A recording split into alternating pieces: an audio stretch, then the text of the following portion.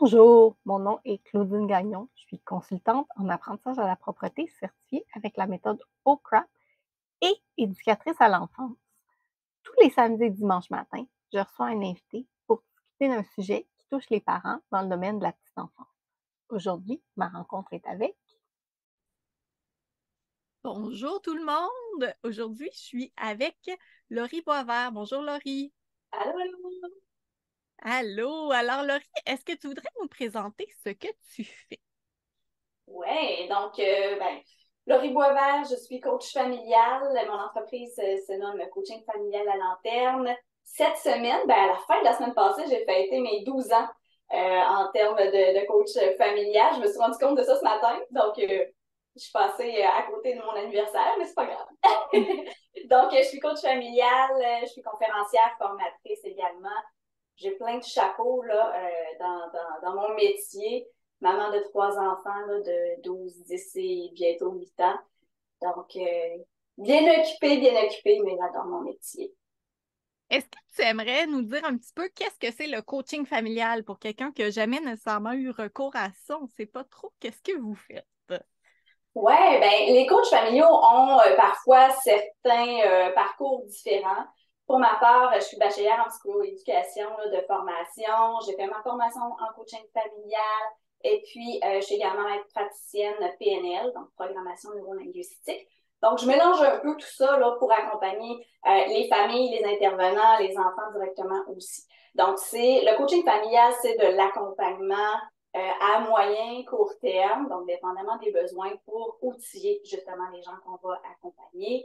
Donc, on va solutionner les problématiques en collaboration avec la famille et toujours en personnalisant la situation. Moi, j'arrive avec des stratégies d'intervention, mais après qu'on ait pris le temps d'évaluer vraiment la situation, essayer de voir qu'est-ce qu'il y a derrière les comportements indésirables. Hein? Souvent, c'est ce qui fait en sorte que les gens vont m'appeler. Donc, qu'est-ce qui se trouve derrière? Comment est-ce qu'on peut être en mesure de comprendre le besoin de la personne derrière le comportement? Puis ensuite de ça, là, mettre des stratégies en place, mais toujours, comme je dis, en collaboration avec la famille. Et donc, c'est à eux de choisir à travers tous les outils que je leur aurai suggérés, là, ce qui leur convient le mieux pour pouvoir monter leur plan d'intervention.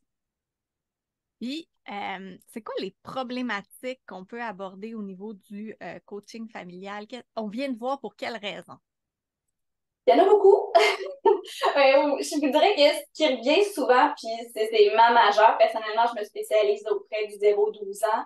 Donc, je vais intervenir là, auprès des familles directement, auprès de parents qui choisissent de faire cette démarche-là là, sans les enfants.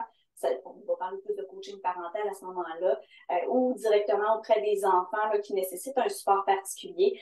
Donc, je dirais que c'est beaucoup tout ce qui concerne finalement la discipline, encadrement familial, les routines, organisation, mais aussi là, tout ce qui est comportement indésirable. Donc, gestion des crises, anxiété. Je dirais que c'est pas mal là, ce qui ressort en général. Sommeil beaucoup aussi pour les plus petits.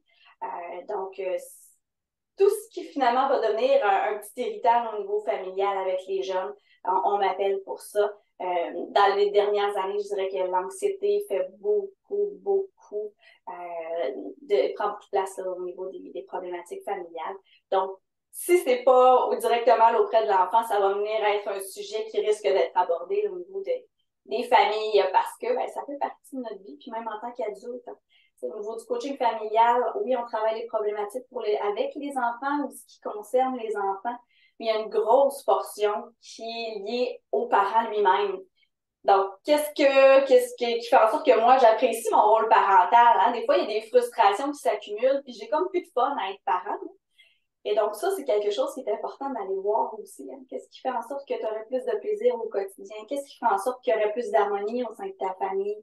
Que tu t'entendrais bien aussi avec ton conjointe par rapport à tes façons de procéder qui souvent vont causer des chicanes.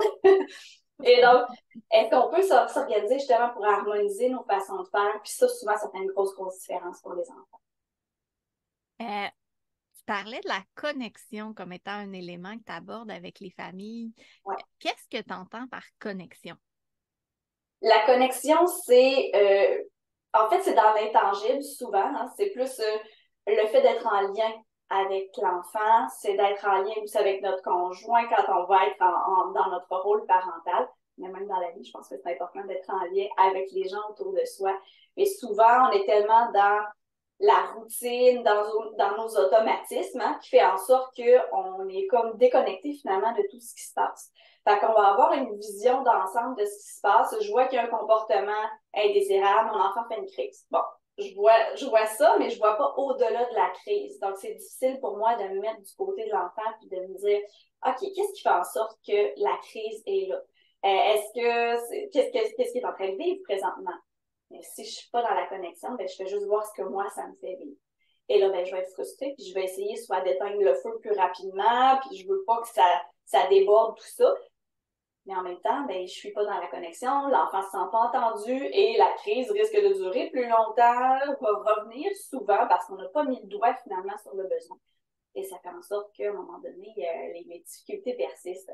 Fait que le but d'être dans la connexion, c'est d'être vraiment, être en mesure de m'arrêter, de voir qu'est-ce qui se passe chez l'autre, qu'est-ce que ça fait résonner chez moi, quel impact ça a aussi dans notre relation, le fait qu'il y ait des choses qui résonnent chez moi, comment est-ce qu'on peut prendre soin de ça.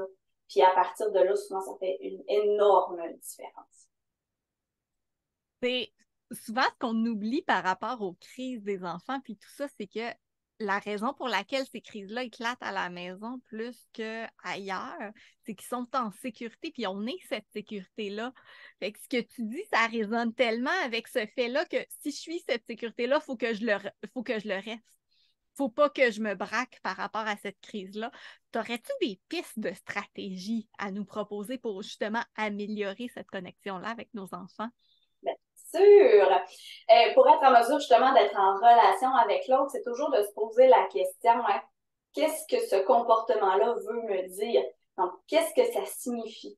Si l'enfant se met à faire des crises, si l'enfant justement a des comportements qui viennent me chercher beaucoup, si par exemple on est pressé de partir le matin, puis là l'enfant veut plus s'habiller, traîne de la patte, c'est difficile d'avancer, tout ça, qu'est-ce que ça veut dire?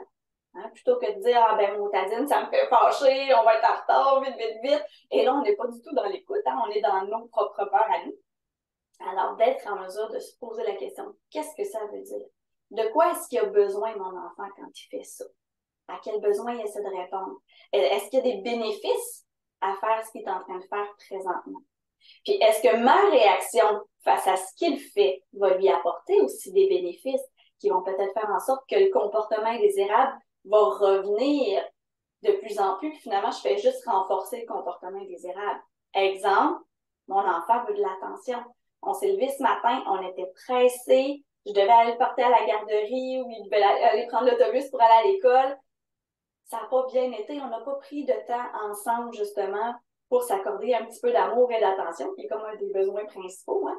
Donc, il faut prendre le temps de le faire. Si l'enfant traîne de la patte un petit peu et que là, je suis avec lui, puis que je lui parle, puis que j'essaie de le convaincre, ben, je suis en train de lui accorder du temps. Et peut-être que ça, c'était ce dont il avait besoin pour passer une belle journée, puis l'apaiser.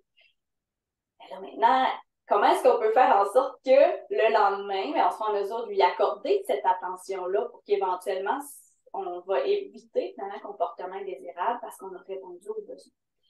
Donc, c'est toujours de prendre cette habitude-là, de voir qu'est-ce que lui va aller chercher, qu'est-ce que moi, ça me fait ressentir aussi, est-ce que je contribue finalement au comportement. On peut prendre aussi le temps de nommer ce qu'on observe.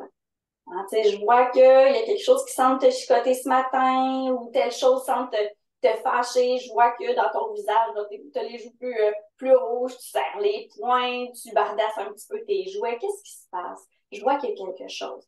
Donc, juste de nommer ce que vous voyez, ça fait en sorte que l'enfant comprend aussi que vous êtes à son écoute, que vous êtes là pour pouvoir l'aider et que, ben, éventuellement, vous allez être en mesure de faire une recherche de solution. Et donc, on n'aura pas besoin de tomber dans les comportements indésirables et l'accumulation peut-être de frustration. Donc, nommez ce que vous voyez sans porter de jugement. Hein, des fois, on a cette tendance-là à dire « Ah, ben là, je vois que t'es pas mal tannant ce matin » ou on va aller apposer une étiquette qui n'aidera pas vraiment. Hein? Et donc, comment est-ce qu'on peut rester le plus objectif possible. Donc, je vois que, c'est clairement, si je prends une photo, voici ce que je vois, voici ce qui se passe. Et là, ben, on va être en mesure de faire du pouce là-dessus. Est-ce que j'ai raison? Est-ce que... Donc, si c'est pas ça, l'enfant va vous le dire tout simplement. Mais ça ouvre la communication avec l'enfant, puis ça démontre que vous êtes à son écoute. Sinon, ben, pour être dans la connexion, peut-être favoriser l'humour aussi. Hein, souvent, on est dans notre tête d'adulte, avec nos façons de faire d'adulte. L'enfant, lui, est dans le moment présent. Il a besoin d'avoir du plaisir pour être motivé. Il a besoin de se sentir impliqué dans tout ce qui se passe à la maison. Donc, plus on va aller chercher justement son attention, sa collaboration dans le positif, en utilisant par exemple l'humour, ben là, on va s'éviter aussi certaines problématiques. Moi, j'aime beaucoup l'utilisation de ma moustache, que si les gens me suivent sur les réseaux sociaux, là, ils vont la voir passer souvent. On va aller voir ça. Moustache, je roule mes airs, mon petit monsieur, ma petite madame. Puis là, je commence à passer mes consignes finalement de façon plus positive. Les enfants se mettent à rire, puis ils vont faire ce que je leur demande. C'est le temps de brosser les dents, un moment qui n'est pas toujours agréable. Là, mes enfants sont rendus un petit peu plus vieux. Mais quand ils étaient plus jeunes, brossage de dents, c'était pas l'activité la plus agréable qui soit. Je leur faisais des dessins sur leurs dents. Donc, je leur proposais justement de faire des dessins. Bon, qu'est-ce que tu veux aujourd'hui? OK, la Reine des Neiges, parfait. Je vais te faire un laf ici. Et là, les enfants étaient heureux. Ils savaient très bien que c'était pas des dessins. Mais juste de faire ça par le jeu, les dents étaient brossées, les enfants étaient heureux, puis moi, j'étais contente.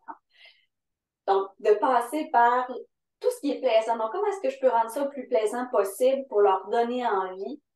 Mais ça va faire le travail. Et là, j'entends certains parents qui me disent, je peux pas faire le clown tout le temps. Là. Tu sais, dans la vie, les gens ne font pas toujours le clown. Non.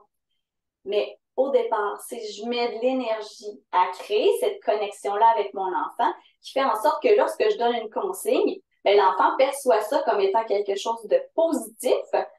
Ben, la prochaine fois, à un moment donné, quand j'aurai peut-être plus d'idées là, pour être un petit peu plus plaisant, ben, le chemin va avoir été tracé. Puis l'enfant sait que quand j'ouvre la bouche pour lui donner une consigne, c'est agréable.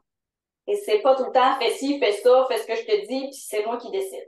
Hein? Ça rend les routines agréables aussi. Le fait d'associer quelque chose de positif à ma routine, de me dire, tu sais, par exemple, moi, si quand enfant, mes parents m'avaient brossé les dents avec des dessins, mais à tous les jours, j'aurais hâte de me brosser les dents en me disant, hey, aujourd'hui, je vais dessiner tel enfant. Comme chez nous, on vit en chantant. On a une chanson pour chaque chose qui se passe. Ouais. Moi, j'ai un conjoint qui invente des chansons sur absolument tout. Donc, ça rend les moments de routine vraiment intéressants, là. Tellement, tellement. Puis c'est ce qui fait en sorte justement qu'on a une belle relation les uns avec les autres. Donc, quand c'est plus sérieux, puis on a quelque chose là où est-ce qu'on doit vraiment s'arrêter ou poser une question ou recadrer un petit peu des fois quand il y a des dérapages, bien, si dans la journée, dans les heures précédentes, ça a bien été, qu'on a eu du plaisir ensemble, c'est sûr que l'enfant va avoir plus envie de collaborer que si on a passé tout notre matin sur leur dos. J'ai le goût de rebondir sur des choses que tu as dit avant, tu étais partie dans ton flow. Ben oui, c'est mon flow. Tu parlais des crises, ça me fait tellement penser. Je connais beaucoup de familles pour qui c'est les lundis. La crise typique du lundi matin, là, c'est exactement ce que tu as décrit. Puis moi, j'ai le goût de rebondir en disant, posez-vous la question, qu'est-ce que je peux faire pour que mon lundi ait l'air d'une fin de semaine? Pour continuer à vivre, parce que c'est un peu ça notre problème, c'est que samedi, dimanche, on a du fun, on vit, on y va lentement, puis là, on retombe dans notre semaine, puis tout d'un coup, on retombe dans une espèce de routine rochante, alors que les enfants ont besoin de cette lenteur-là en tout temps. Je trouve ça super pertinent que tu l'amènes. Puis, je voulais t'entendre sur les étiquettes, parce que tu l'as nommé. Qu'est-ce que ça peut faire? Quel impact ça peut faire d'utiliser les étiquettes? C'est quoi une étiquette versus un... Comment je peux formuler adéquatement ce que je vois versus utiliser des étiquettes? Bien, comme je disais tout à l'heure, si je reprends cet exemple-là, l'enfant est tannant. Donc, va chercher le trouble, va vouloir agacer les autres, faire exprès finalement pour chercher de la réaction chez l'autre. Mais on peut avoir tendance justement à dire, mais t'es un tannant, un enfant qui va compter des petits mensonges ici et là, hein, t'es un menteur. Et là, on va tout généraliser puis mettre ça dans le même paquet, disant finalement, à l'enfant, ben, tu es une mauvaise personne ou tu n'as pas été en mesure d'être à la hauteur de ce que j'attends de toi. Et ça, c'est difficile pour l'enfant à gérer. Hein? Donc, il faut faire attention finalement à ce qu'on nomme. Donc, tantôt, quand je disais l'importance de nommer exactement ce qu'on voit sans jugement. C'est-à-dire, voici, je prends une photo de la situation, je te vois sauter sur le divan ce matin. Ou je te vois essayer de pincer ta sœur en dessous de la table pendant qu'on déjeune. C'est ça que je vois. OK? Donc, je ne suis pas dans le jugement que t'es un tannant ou tu fais exprès parce que là, je pose des intentions. C'est peut-être pas ça, ces intentions. OK? Donc, de regarder vraiment exactement qu'est-ce qui est en train de se passer ici maintenant, puis de nommer en quoi c'est problématique. Hein? Qu'est-ce qui pourrait arriver si ça persistait, ce comportement-là? Puis d'aller chercher la collaboration. Parce que moi, si dans la vie, quelqu'un me pose une étiquette, puis me dit que ben, je suis une pas fine, mettons, ben, c'est sûr qu'après coup, j'aurais pas nécessairement envie de collaborer. J'aurais pas envie de faire une recherche de solution. Et peut-être qu'à force de me faire dire que je suis une pas fine, ben, je vais me mettre à agir comme une pas fine parce que ça va devenir un peu mon identité en bout de ligne. Fait que, veux pas, ça peut faire en sorte que la problématique devienne plus grande. Alors que si on avait pris le temps de regarder au-delà du comportement, on aurait pu résoudre ça peut-être plus rapidement.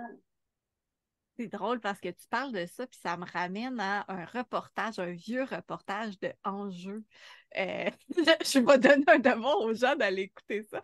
C'est un reportage où il avait pris des élèves puis il leur avait dit les plus petits sont plus intelligents que les grands. Après, il avait fait d'autres tests comme ça, puis il avait démontré justement que de mettre une étiquette aux enfants, ça avait un impact direct sur leurs résultats. Je vais essayer de. J'imagine que ça n'existe plus. Je vais essayer de le retracer puis de le mettre en commentaire en dessous du vidéo si je le retrouve. Oui, ben, ça s'appelle l'effet Pygmalion. Ça fait longtemps, dans le fond, là, que ça existe. Tout, si vous faites une recherche, assurément que vous allez trouver quelque chose là-dessus. Tout est une question de perception. Donc, ça dépend quel genre de lunettes tu vas mettre ce matin. Et ça va changer tout à fait la situation. Donc, le but de la connexion dont je parlais tantôt, c'est vraiment ça. C'est que je mets mes lunettes de la connexion aujourd'hui, puis j'essaie de voir au-delà de ce que j'aurais vu avec peut-être mes lunettes de perception, mes lunettes de jugement. Puis on va être en mesure de résoudre les problématiques plus rapidement, puis d'être en harmonie les uns avec les autres. Parce que quand on est en famille, oui, il faut répondre aux besoins de tout le monde. S'assurer que moi, mes besoins sont répondus, que tes besoins sont répondus, puis que les besoins de l'ensemble de la famille soient répondus. Est-ce qu'on est en mesure de faire ça? Il faut passer par nos petites lunettes empathiques, puis d'être capable de voir donc, comment ça se passe chez les uns, chez les autres. Et plus nous, en tant que parents, on va faire preuve d'empathie envers nos enfants, bien, plus ils vont le faire aussi éventuellement avec les autres. Ça se passe dans la partie du cortex préfrontal. C'est la dernière section du cerveau à être mature, parce que ça peut aller jusqu'à 25-40 ans à peu près. Mais quand nos enfants sont tout petits, bien, plus ils nous voient par modélisation, ils vont finir par reproduire ça. Puis c'est un méchant beau cadeau qu'on leur fait. C'est tellement intéressant, je pense qu'on pourrait se parler toute l'avant-midi. Si on est curieux, on va aller voir tes vidéos sur la moustache. Ben, en fait, tes interventions où tu nous parles de tes moustaches et tout le reste. Où est-ce qu'on peut te trouver? On va mettre les liens en commentaire. Donc, juste nous dire, c'est quoi les façons les plus faciles de te rejoindre? Sur Facebook, donc Facebook, c'est Coaching familial La Lanterne par Laurie Boisvert. Instagram, laurieboisvert.coachfamilial. Ça peut être sur YouTube, donc sur ma chaîne de Coaching familial La Lanterne, sinon directement sur mon site web, donc www.lalanterne-coaching.com. Super! Mais merci tellement, Laurie, d'avoir été là. C'est tellement intéressant tout ce que tu nous partages. Ça me fait plaisir. Puis, tandis que j'y pense, je ne sais pas si tu me permets, Claudine, j'ai fait un guide qui est totalement gratuit là, pour les familles, pour les aider justement à se repositionner en tant que parents. Donc, tantôt, je parlais de l'importance aussi de répondre à nos propres besoins. Donc, un petit guide, 28 jours de défi pour les aider justement à reprendre contact avec eux-mêmes, puis de reproduire ça dans leur famille pour être des parents lumineux. Donc, c'est ce que j'offre là, dans le fond aux parents qui pourront écouter ça. Là, je te transférerai le lien si tu me permets. Super, tu peux même, si je ne l'ai pas encore mis dans les commentaires, tu pourras le mettre dans les commentaires aussi. Donc, merci beaucoup pour cette rencontre, puis Ça va, bonne oui. journée. Bye. Toi aussi.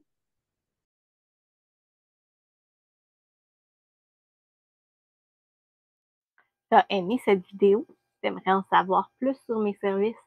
Tu aimerais visionner les autres vidéos de la série? Tu es un professionnel de la petite enfance et tu aimerais que je t'invite pour discuter de ce que tu offres? Viens me rejoindre. Bonjour à claudinegagnon.com ou visite mes réseaux sociaux pour en savoir plus sur mes services et sur les capsules. À très bientôt!